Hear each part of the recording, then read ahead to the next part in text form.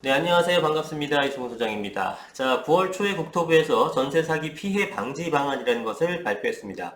굉장히 중요한 내용이 많이 들어있고, 지금 이제 집을 구하시려는 분들, 또 전세나 월세를 좀 찾는 분들, 이런 분들한테 상당히 도움되는 내용들이기 때문에 꼭 한번 영상을 끝까지 봐줬으면 좋겠습니다. 자, 바로 시작할게요.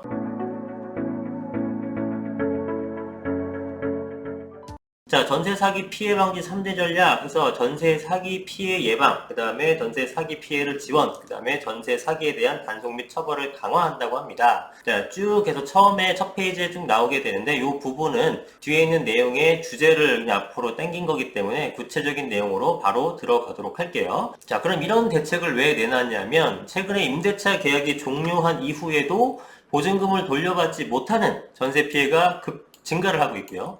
계약 정보가 부족한 임차인을 노린 악의적인 전세 사기도 급증하고 있다고 합니다. 그래서 실제로 건수를 봤더니 18년도에는 790건이었고 19년도에는 3,400건이고 20년도에는 4,600건이고 21년도에는 5,700건으로 계속 늘어나고 있습니다. 22년 7월 달까지도 4,200건인데 요거를 산술평균에서 1년치를 계산해보면 한 7,300건이 되는 거예요.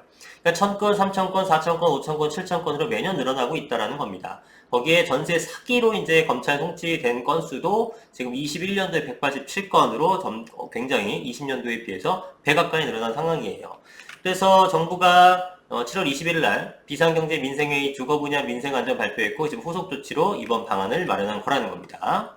자, 그럼 구체적인 내용을 살펴보죠. 첫 번째, 전세 사기 피해 예방입니다. 전세 사기는 계약 주체 간 정보 비대칭에서 비롯되는 경우가 많죠. 임차인이 임대인보다 당연히 더 적은 정보를 가질 수밖에 없습니다. 그래서 첫 번째, 임차인에게 폭넓은 정보를 제공해서 이런 비대칭, 정보의 비대칭성을 없애주겠다는 거죠. 첫 번째는 안심전세 앱을 구축을 합니다. 자, 임차인께서 전세계약을 체결할 때 적정 전세가나 임대인의 세금 체납 여부 등에 대해서 여러분 알 수 있는 방법이 있습니까?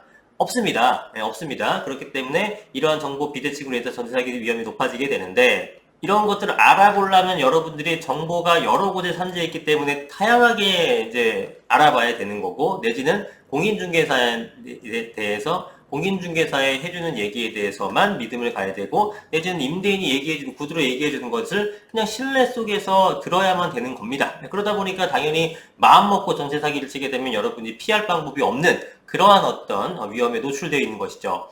또한 신축 빌라의 시세, 그 다음에 보증금을 상습적으로 반환하지 않는 악성 임대인 이런 사람들에 대해서도 정보 공개를 하겠다라고 얘기하는 겁니다. 그래서 이런 것들을 그러니까 산재에 있는 정보를 임차인들이 한꺼번에 알아볼 수 있도록 자가진단 안심전세 앱, 가칭이긴 합니다만 이런 것들을 만들어서 모든 정보를 한 곳에 모아놓겠다라고 하는 겁니다. 지금 출시 예정은 내년 1월 정도로 되어 있어요. 자, 이런 것들에서 구체적으로 들어가는 것들은 뭐냐면 적정한 전세가가 얼마인지, 적정한 매매가는 얼마인지, 그 다음에 악성 임대인 명단인지, 내 임대인 앞에 계신 분이 악성 임대인이 아닌지 여부도 확인할 수 있는 거고, 이 주택이 임대보증을 가입했는지를 알 수 있는 거고, 불법 무허 건축물 등도 알 수 있는 겁니다. 거기에 다 공시가, 그 앱에다 전부 다 정보 제공이 되는 거예요. 지금 여러분들이 불법 무허 건축물 같은 것들을 확인하려면은 건축물 대장을 띄거나, 실제로 불법 무허 건축물인데 건축물 대장이 등재가 안 된 것들도 있죠. 예.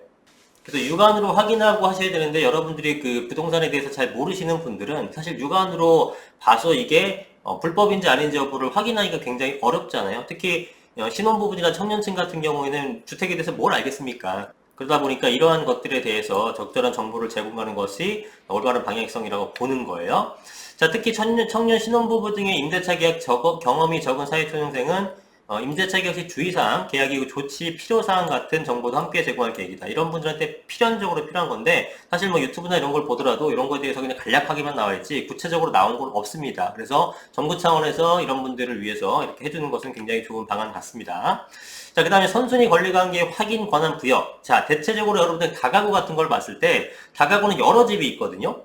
다세대는 집합 건물로서 아파트라 생각하시면 돼요. 옆에 집이 얼마에 들어가 있든 우리 집하고는 전혀 관계가 없는 완전히 다른 집이에요. 다가구 주택은 뭐냐면 한 건물에 한 주인이 있고 각각의 세대는 구분이 돼 있어요. 그런데 권리관계는 하나인 겁니다. 그래서 내가 들어가려는 집이 싸더라도 이 매매가 대비해서 다른 집들이 전세가 많이 들어가 있다거나 하면은 내가 후순위로 밀리게 되는 거죠. 그래서 그런 것들은 확인이 안 되기 때문에 그런 거 확인할 수 있는 제도. 그 다음에 체납 세금.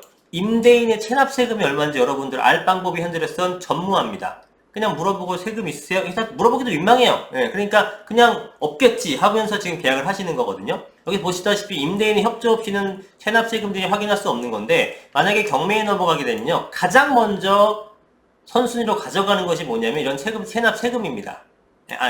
그 영순위로 가져가는 건 뭐냐면 경매 개시에 들어간 비용, 그거는 당연히 법원에서 빼가는 거고, 그거 외에 첫 번째로 빼가는 것이 이제 체납세금이기 때문에 여러분들이 근저당권 같은 거나 이런 거 등기부등본 확인하잖아요. 이 매매가에서 우리 전세가 앞선 선순위가 있는데 뭐 이 정도면 괜찮겠지? 라고 들어갔는데, 만약 그 임대인이 엄청나게 세금을 체납하고 있다. 그럼 그거 먼저 훅 가져가 버리면은 여러분의 보증금을 보호받지 못할 수도 있다라는 겁니다. 그런데 이 체납세금이 얼마인지를 알 수가 없어요. 임대인이 알려주는 대로 해야 돼. 그냥 알려준다고 해서 그게 정확하냐? 그것도 알 수 없는 거야. 그러니까 이런 상태니까 어떻게 보면 우리가 지금 전세 제도가 들어본 지가 상당히 오래됐는데, 거기에 대한 어떤 중개 시스템 자체는 굉장히 좀 후진국스럽다라는 거는 부정할 수 없을 것 같습니다. 그래서 어쨌든 이런 어떤 시스템이 정비가 되는 것은 바람직한 것 같아요. 자, 정부가 임대주택의 선순위 권리관계에 대한 정보를 임차인이 확인할 수 있도록 태도를 개선하는 겁니다. 자, 체납사실, 그 다음에 선순위 보증금, 아까 말씀드렸던 다가구 같은 것들, 다른 집의 선순위 보증금, 이런 것들을 확인할 수 있는 서류를 요청할 경우 임대인이 의무적으로, 지금은 얼마 있어요, 이렇게 얘기하고 끝나는 거거든요. 실무적으로. 그러니까 안 된다는 거죠. 위험하죠. 임대인이 의무적으로 제공하도록 법제화시키고, 계약 후에도 임차 개시일 전까지는 미납, 국세지방세 등의 정보를 임대인의 동의가 없어도 임차인이 확인할 수 있는 시스템을 구비한다는 겁니다. 자, 어떻게 보면 이건 정말 늦은 거예요. 이건 당연히 했어야 되는 것 같은데, 어쨌든 지금이라도 하면 다행인 것 같습니다. 자, 또한 임차인에게 선순위 권리관계를 확인할 수 있는 권한이 있다는 것을 공인중개사가 임차인에게 설명하도록 하고, 임대차 표준 계약서에도 서면으로 그렇게 반영하게끔 다 작성을 한다는 겁니다. 자, 이런 내용 다 있어요. 근데 여러분이 집을 구하는데 이런 내용 자체를 몰라. 그러면은 의미가 없죠. 그러니까 홍보도 많이 해야 되는데, 계약할 때 일단은 임차인에게 당신은 이러이러한 권리가 있습니다 라는 것을 설명해줄 의무가 있게 만드는 겁니다. 자, 두 번째, 안전한 거래 환경을 조성합니다. 자, 첫 번째, 임대사업자 관리를 강화하는데, 지난 8월부터 보증가입 무모화됐으면 여전히 가입되지 않는 임대사업자가 있어서 101호의 미가입 사례 적발해서 과태료를 부과하고 있다. 그러니까 전부 다 이건 일부러 안 했을 것 같지는 않고, 몰랐거나 그랬을 것 같긴 한데 잘 모르겠습니다. 하여간 이런 것들 과태료 부과하게 되면서 정비를 하고 있고, 자, 가입한 경우에도 임차인이 임대인의 보증가입 여부를 확인하기가 어려웠죠. 그래서 이제 어떻게 하느냐? 등록임대사업자가 보증가입을 신청하는 경우에는 임차인이 안심할 수 있도록 허그가 임차인에게 즉시 통보를 해줍니다. 요 집은 보증가입을 했습니다 라고 임차인한테 알려주는 거죠. 그리고 임차인이 허그 홈페이지나 아까 첫 번째 얘기했었던 자가진단 안심전지 앱이 1월달에 출시가 되면 이런 것들을 통해서 임대사업자의 보증가입이 됐는지 안 됐는지 여부를 확인할 수 있다는 겁니다. 자, 그 다음에 공인중개사의 시장 감시 기능. 자, 그동안은 좀 의심스럽다라는 걸 공인중개는 알 수도 있었음에도 불구하고, 이런 것들을 신고하게 되면 또 괜히 피곤하죠? 예. 그런 의협심이 있고 이런 분들이 얼마나 있겠습니까? 내일 안 하니까 귀찮네? 이럴 수 있는데, 이런 분들에 대한 어떤 동기부여를 해주기 위해서 지자체에 신고를 하게 되면, 전세상기 의심 매물들을 지자체에 신고하게 되면 포상금, 예를 들면 50만원, 이건 예를 든 거니까 지금 정해진 건 아니지만 포상금을 지급할 수 있는 제도를 마련할 계획이라고 합니다. 그러면 이런 신고들이 들어가게 되면 이런 좀 의심스러운 전세 매물이 상당히 줄어드는 효과가 있겠죠. 자, 그 다음에 세 번째, 신축 빌라 등에 대한 공정한 가격 산정 체계 마련. 자, 그간 신축 빌라 등은 시세를 확인하기 어려운 주택의 경우 허그 보증에 가입할 때 집값을 실제보다 높게 부풀리는 방법. 자, 신축 빌라는 그야말로 얼마일지 모르죠. 여러분들이 알 수가 없습니다. 자, 그런데 실제보다 가격이 높아요 라고 하고 전세를 높게 받는 이런 형태가 있었다는 겁니다. 이에 주택의 적정 시세가 반영될 수 있도록 믿을만한 감정평가사를 추천받아 가격을 산정하고, 자, 지금 어떻게 하냐면은 시세를 확인하기 어렵다 그러면 이제 감정평가를 받는데, 사실 감정평가가 누구한테 받느냐에 따라서 굉장히 큰 괴리가 있습니다. 예, 괴리가 있기 때문에 높게 해버리게 되면 그런가 보다 하고 나서 거기에 맞춰서 전세가를 높게 하게 돼도 여러분들이 특별히 대응할 방법이 없잖아요. 그래서 그러한 감정평가사를 민간에 맡기는 것이 아니라 감정평가협회 같은 이러한 공적 기관에다가 추천을 하겠다라는 식으로 지금 제도가 바뀔 것 같아요. 예를 들면 한국감정원이라든가 이런 쪽에서 할 수 있게끔 하지 않겠느냐라고 생각이 듭니다. 그 다음에 공시가 적용 기준이 현재 150%입니다. 근데 이것을 140% 줄이는데요. 이게 무슨 얘기냐면, 이제 보증보험 같은 거를 가입을 하려 그러면요. 공시 가격의 150% 미만에서 이런 식으로 해서 보증보험을 가입하게 됩니다. 그 이상이라 그러면 높은 전세가기 때문에 보증보험을 안 받아준다라는 거죠. 자, 그런데 이 150%를 줄인다는 거예요. 그거 산정 근거가 뭐냐면 지금 공시가 그 현실화율이 71.5%라고 가정을 하는 겁니다. 그럼 70%라고 가정해 볼게요. 1억 원짜리 매매가의 70%면 7천만 원이죠. 공시가가. 그럼 거기에 150% 하게 되면은 7천에 1.5배니까 1억 5백이 되는 겁니다. 그죠? 그러면 전세를 1억 5백까지 놓을 수 있다라는 거야. 매매가 1억인데. 그래서 150%가 너무 높다라는 거죠. 그러면 71.5에다가 1.4를 곱하면 몇이냐? 100.1이 나옵니다. 100.1. 그래서 정확하게 시세를 딱 반영할 수 있는 금액은 140%가 더 적절하지 않겠느냐라고 해서 이게 내년 초에 아마 바뀌는 걸로 지금 계획을 잡고 있는 것 같습니다. 이해되셨나요? 공시가격의 150% 범위 내에서만 전세가가 그거 이하여야지만 보증보험을 가입할 수 있다라는 거고, 그게 안 된다 그러면 지금 현 평가사라든가 이런 걸 이용해서 하는 방법들은 여러 가지가 있긴 한데, 그 평가사를 이용한 방법도 지금 이제 여기서 보신 것처럼 의뢰인과 평가사가 결탁이 없도록 감정평가 시 감정평가 협회라든가 이런 것들 공적기관을 활용하는 방안으로 이제 좀 더 투명성을 제고하겠다라는 얘기를 하는 겁니다.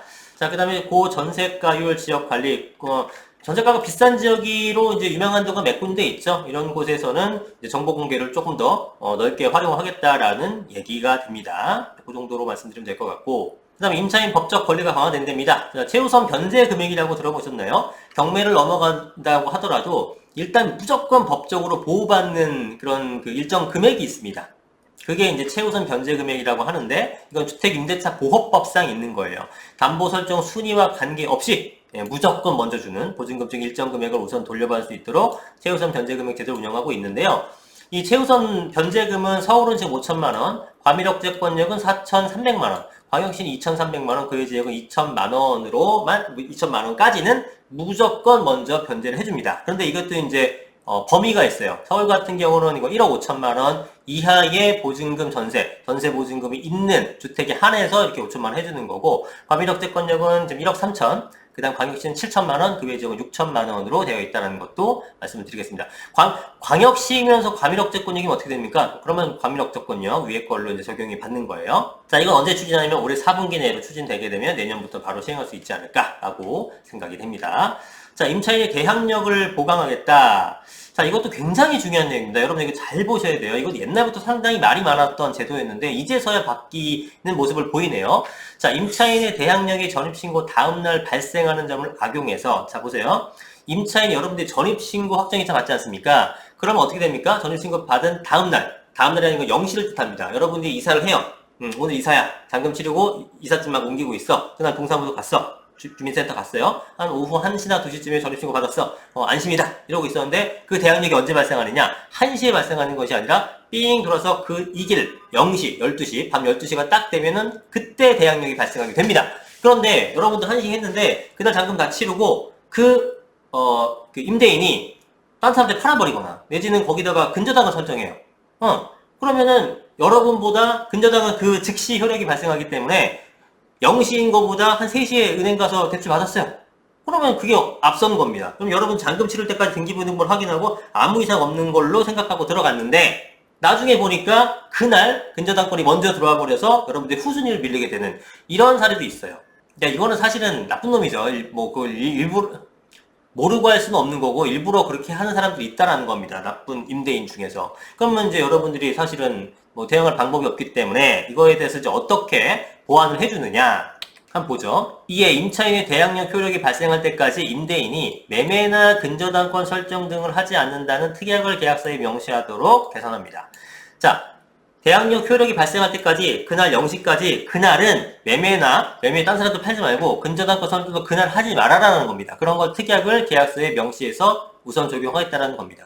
확정일자를 6월 1일 날 계약을 하고 7월 1일 날 여러분들이 이사를 했습니다. 잔금 치르고 이사하고 전입신고를 1시 했어요. 근데 대항력 요건이 언제 돼요? 그날 0시에 발생됩니다. 근데 임대인은 그날 오후에 가갖고 등기를 하게 되면 바로 효력이 발생하기 때문에 임차인 대항력 효력에는 0시보다 빠르다라는 겁니다. 자, 그래서 이제 이렇게 하지 마라고 특이하게다가 명시를 하겠다라는 겁니다. 의무사항으로. 아울러 현재 집주인이 담보대출 신청할 때 임대차 계약 사실을 알리지 않는 경우 은행이 확인하기 어렵죠. 대출 받으러 왔는데 은행이 다른 거 안 물어볼 거 아니에요. 없네? 별거 없네? 이러고 해주는데 그게 아니라 오늘 임차인을 들이신 거 아닙니까? 은행이 담보대출 실행할 때 해당 물건의 확정일자 부여 현황을 확인하고, 그죠? 대항력이 발생하지 않은 임차인의 보증금까지 감안할 수 있도록 시중시은행과 협의할 계획이다. 그러니까 그날 임차인이 들어오지 않았나요? 라는 것들을 분명히 확인해야지만 된다라는 겁니다. 은행들도. 그다음에 뭐 그럼에도 불구하고 전세 사기를 입은 사람이 생길 수가 있겠죠. 그러면은 어떤 피해 지원을 해주느냐? 일단은 전세 피해 지원센터를 설치합니다. 자, 이런 것들은 금융서비스, 임시거처 마련, 임대주택 입주, 법률 상담 안내 등의 원스톱 제공을 하게 되고요. 돌려받지 못한 보증금을 대신할 자금을 지원합니다. 저리로 긴급자금 대출합니다. 어쨌든 사기를 당했어요. 목돈이 잃어버렸죠. 당장 거처할 곳도 없어. 그걸 난감하죠. 그렇기 때문에 주택도시기금을 활용해서 전세 사기 피해 임차인을 대상으로 해서 1%대 초저리 자금 대출을 지원합니다. 얼마나 해주느냐? 1%대 금리로 최대 10년 가구당 1억 6천까지 해준다라는 거 확인하십시오. 그리고 전세 보증에 관한 보증금에 대해서도 좀 부담을 느낄 수 있죠. 어쨌든 부담 느끼기 때문에 이런 것들에 대해서 지원을 해준다는 겁니다. 자, 보증료 부담 등으로 지금 가입률이 제 생각보다도 굉장히 낮은데 21년도에 18%밖에 안 된다고 하네요. 22년도에는 좀 많이 올라왔을 것 같긴 한데 여전히 굉장히 낮은 수치라는 것을 우리가 확인할 수 있죠. 자, 당장 살 곳이 없는 경우에는 긴급거처를 제공하게 되는데 허그가 강제 관리 중인 주택들이 있습니다. 이런 것들을 시세의 30% 이하로 임시거처 사용할 수 있도록 제공해서 주거불안 해소해 준다고 합니다. 그 다음에 전세 사기에 대한 단속 처벌 강화합니다. 자, 사기 단속이 계속 강화됩니다. 자, 이런 것들은 뭐 그냥 일반적인 내용이 넘어갈게요. 어쨌든 단속을 굉장히 강하게 하겠다라고 얘기를 하고 있고요. 관련자는 엄중히 처벌하겠다라고 얘기합니다. 예, 그렇게 해야겠죠. 그 다음에 전세 사기 피해 방지 방안을 만들겠다 하는데 이런 내용들은 적어도 연내 이행을 목표로 하고 법률 개정이 필요한 것들은 뭐 연내까지 못하더라도 적어도 늦어도 내년까지 시행될 수 있도록 국회와 긴밀히 협의를 해 나갈 계획이라고 합니다. 자, 이런 내용들이에요. 여러분들 중요한 내용이 굉장히 많기 때문에 이제 청년이나 신혼부부들 또 상당히 많은 그 임차인 분들이 있을 텐데요. 이 영상을 꼭 보시고 확인했으면 좋겠고 좀 더 필요하신 분들은 원문을 국토교통부 원문에 9월 1일자로 들어가시면 있습니다. 자, 이거 국토교통부 들어가시면은 뉴스 소식에서 이제 보도자료 전체를 누르신 다음에 이 날짜가 9월 1일이에요. 9월 1일. 9월 1일 찾아가시게 되면은 조회수 엄청 많은 거 있죠? 예, 요거 전세 사기 피해 방지 방안 발표. 요거를 클릭하시게 되면 방금 제가 보여드렸었던 이 자료가 뜹니다. 한글 자료도 있고 PDF 자료도 있어요.